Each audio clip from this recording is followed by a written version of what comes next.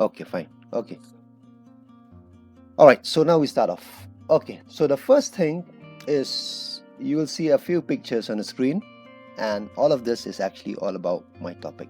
So the first one is a okay, now I'll use the word network for time being. This is a network. And if you look another one, this is actually a circuit, but it is a mobile circuit. This is another circuit. You might have heard about microcontrollers. This is actually a circuit of a microcontroller, and again full of electronic devices. And this is a very well-known microcontroller, the Arduino. If you just type into your your YouTube today, you'll just type Arduino and you'll find so many important applications have been made using Arduino. It is an open source tool, so anyone can write any code, and the code that is written here is in C programming. So it's a very interesting to work with this particular microcontroller. And the last one is a very simple circuit which you have done, which you are using every now and then. Is there in your cell phone too, your flashlight. This is actually the circuit of your flashlight or your torchlight, right? So all of this is circuit. Please note one thing. When I was showing you this, when I was telling you about this, all right, this was actually, can you see the cursor moving? Okay, this was actually, I said that this is a network, but once I move to the others, I said they're all circuits. We'll actually learn about the difference between the two also in a few moments from now. All right, now that is the start of the class. So now we'll move on to the topic of your semester, which is network analysis, and we'll just do a very quick overview of the particular topic that we'll be doing right now. All right, so why do this? Why do we need to do network analysis? Now you all have come across this Ohm's law. Ohm's law says V is equal to IR, right? V is equal to IR, and you can actually write down this and say that V by I is equal to R, or we can also write down V by R is equal to I. This first one is the potential, the second one gives you value of resistance, and the third one gives you the current, right?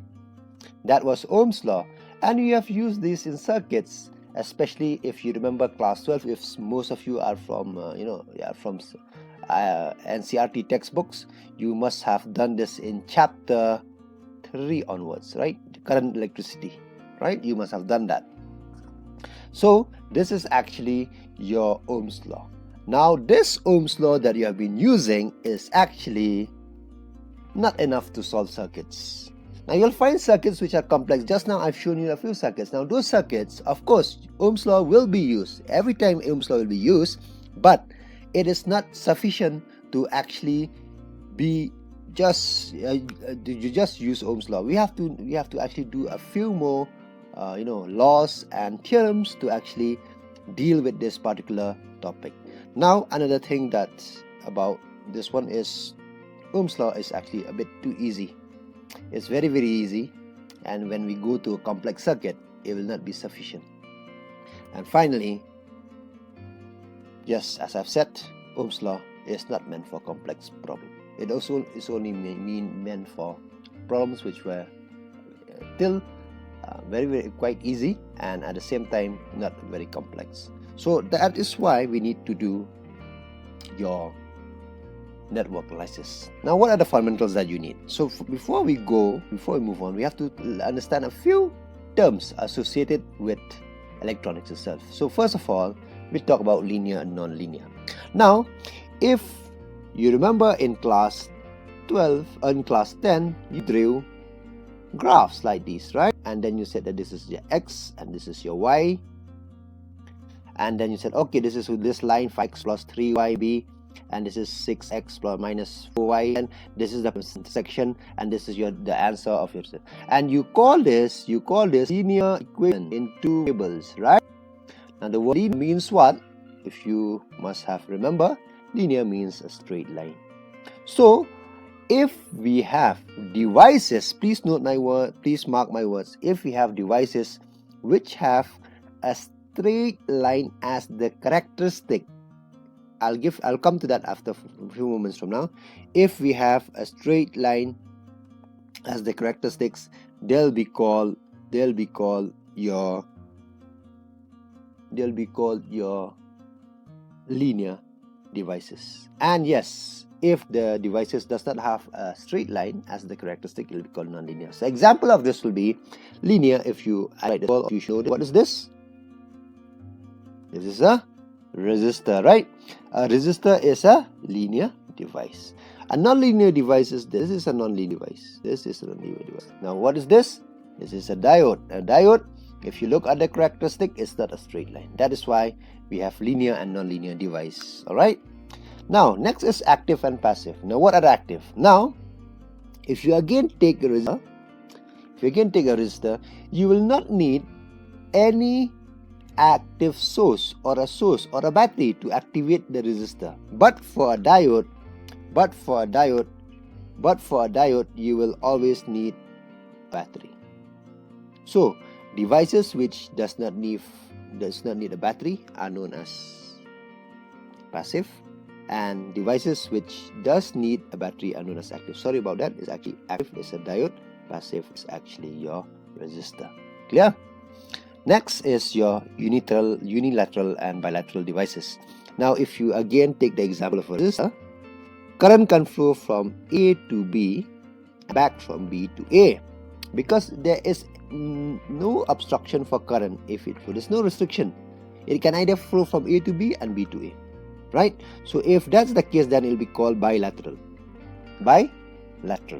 And then if you look at a diode, current can only flow in one direction, and that when we say that is forward. But now you'll understand these terms a few days from now. Now, for the time being, what is forward bias? Forward bias is when you connect something called you have done in class 12, of course. If you connect the P to the positive and the N to the negative, it allows charges to move, and because of that, it is called forward bias. Now, if the reverse of that happens, if you connect negative to P and positive to N, no current will be flowing. That will be called reverse bias. So, devices which allow only one flow of direction are known as unilateral, and devices which allow both flow of direction for the current, it will be called bilateral. Unipolar and bipolar. These are nothing but if you have just a single charge carrier,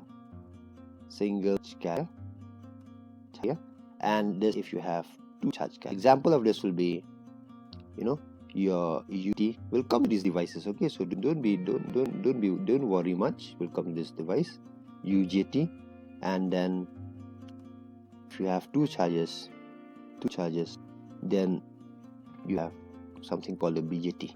All right. In the long run, you'll understand all these devices. So that is just a start. So I just want to quickly tell you about this. So don't worry, all this will be done in details. And finally, lump and distributed.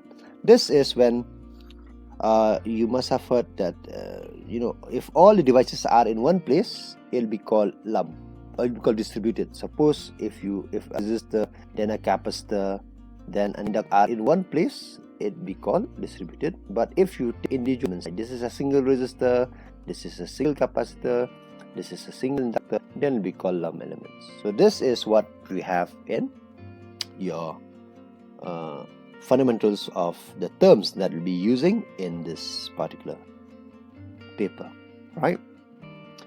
So we'll quickly look at the parts of a network or a circuit. So we have loop, we have mesh, we have node, and we have branch. What is this? I'll quickly draw a circuit here. I'll draw a network first, then I'll draw a circuit. This is work. This is the network. All right. Now in this network, I didn't include any power source. No battery, right? Do you see any battery? No, you just see resistance. Let me call R1, let me call R2, and this 3. Now you just see resistance here, right? So all this resistance, they of course active, right? They are passive devices. They are linear. They're bilateral, right? So if you actually does not have any, if this particular diagram here does not have any power source, it'll be called network. It'll be called a, so without a power source, everything is a network. All right, you can have many networks. You can have this connection also, this connection, and you can have very, very complex connection also. Say whatever you call it, you can actually have more connection, more than this also, right? So all of this is actually a network. Now let me just don't forget about these right now, forget about them. But if you look at this now, if I add a battery, say 5 volts, a battery here, this will be called a circuit now, because it has a battery and current will start flowing, right? So this closed path starting from point A, it goes right. Look, please, I'm actually doing this. So this whole thing, this closed path, can be called a loop, and also sometimes we call it a mesh also. Clear? So that's a loop, the closed path. Node. What is a node? Now, if you look at the node, if you look between this resistor R1 and R2, there's a point connection. This is one node. Between R2 and R3, there's another connection. This is another node. Between R3 and the circuit, there's another node, and the battery, there's another node. And between the battery and R1, there's another node. So these are all nodes. So nodes are nothing but they connect branches. So that's what takes us here. Branch is nothing but a single element.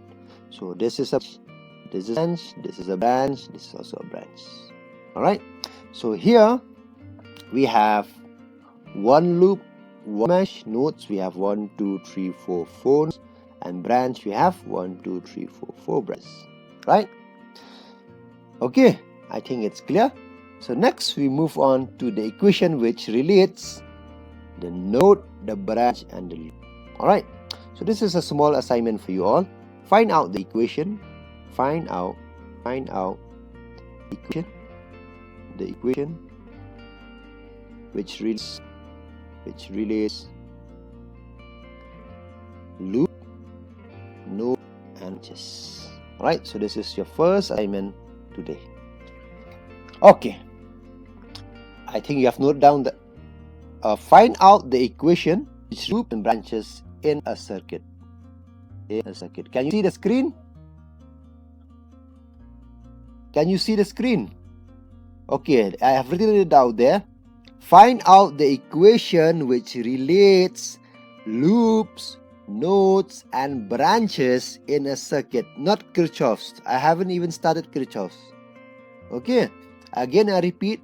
Find out the equation which relates loops, nodes, and branches in a circuit. Okay, we move on.